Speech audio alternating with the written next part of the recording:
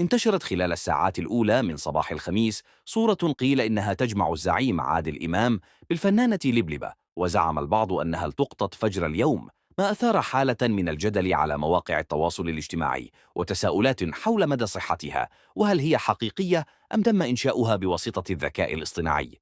وفي أول تعليق لها نفت الفنانة لبلبة صحة الصورة، مؤكدة في تصريحات صحفية: أنا موجودة في الفيوم منذ 3 أسابيع بسبب تصوير فيلمي الجديد، ولم أرى الفنان عادل إمام. الصورة غير حقيقية، والذكاء الاصطناعي أصبح أمرا مخيفا بالفعل.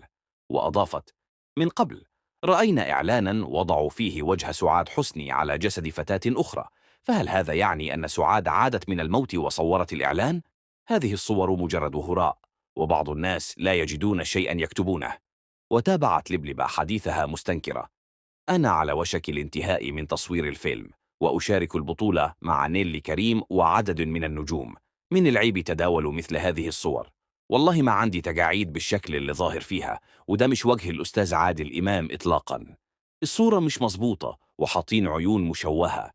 بجد دي حاجة تافهة وتخوف، الواحد بقى يخاف يتصور في الشارع.